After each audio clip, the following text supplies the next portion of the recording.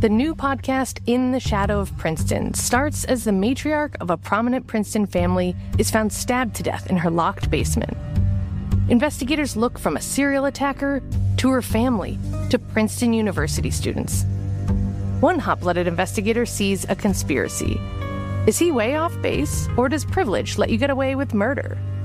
In the Shadow of Princeton is available wherever you get podcasts, or you can binge it ad-free by joining Wondery Plus in the Wondery app, Apple Podcasts, or Spotify. Welcome back, everybody. It's Thursday, October 31st, 2024.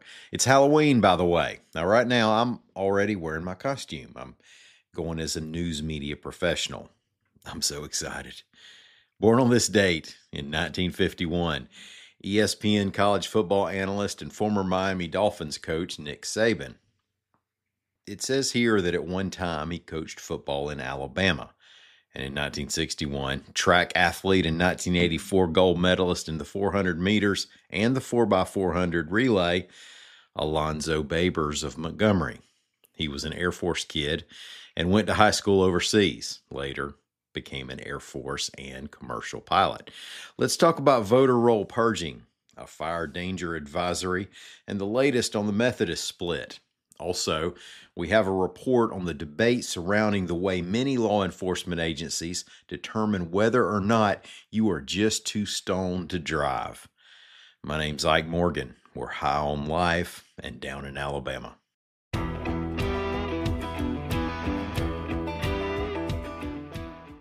Alabama Secretary of State Wes Allen is touting a U.S. Supreme Court ruling that allows a Virginia voter roll purge that's similar to Allen's program, which was blocked by a lower federal court until after next week's election, reports AL.com's Mike Cason.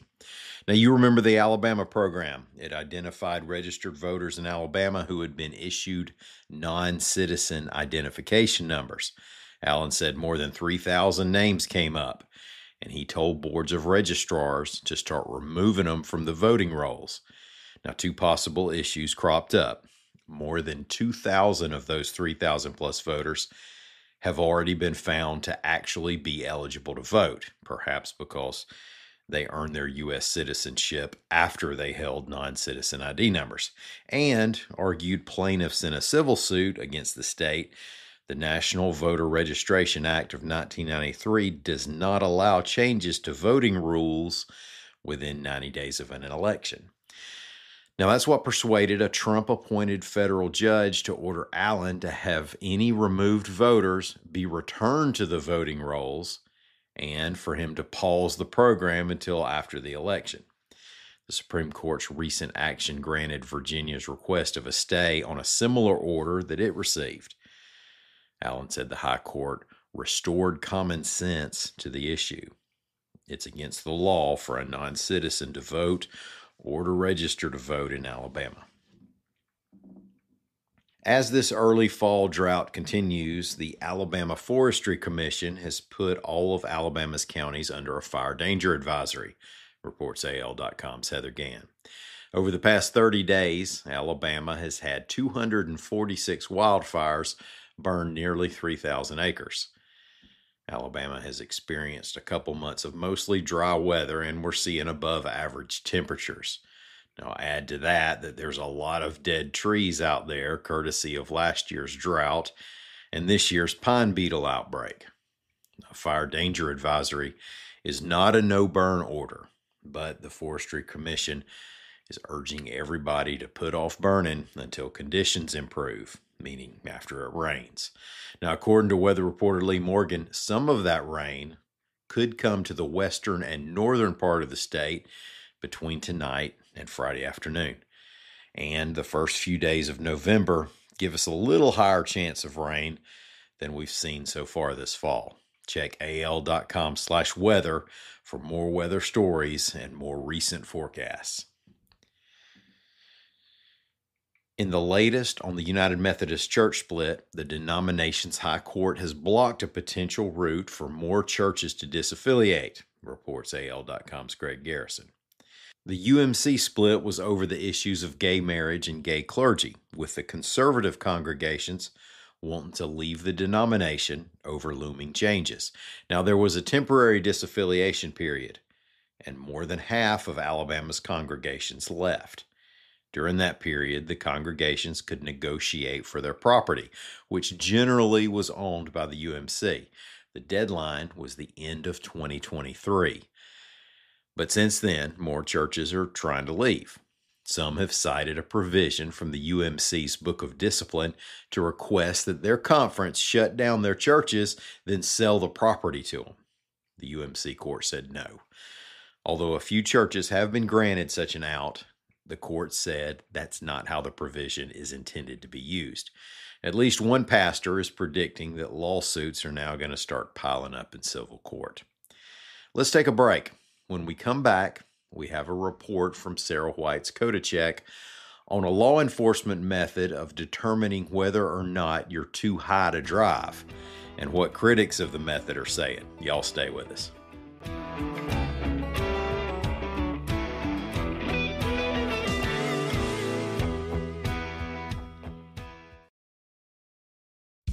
Time to move? Skip the hassles of selling during the holiday season and sell your home directly to Opendoor.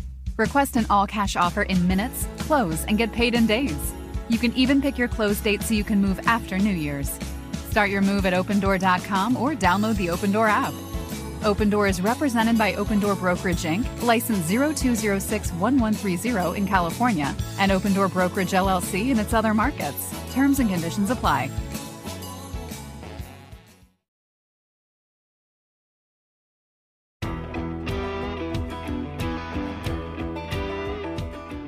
As you know, recreational marijuana laws have been relaxed in many other states.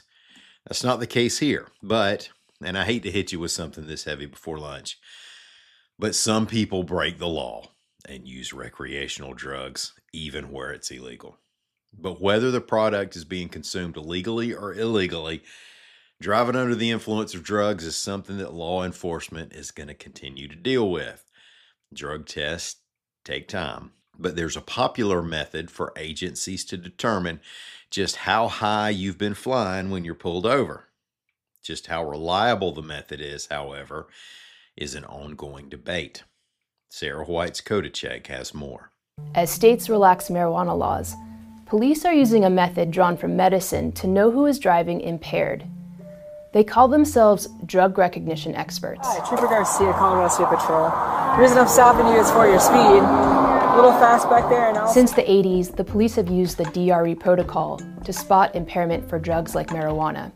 But some medical experts and legal advocates have questioned whether DRE is junk science and whether police are playing doctor.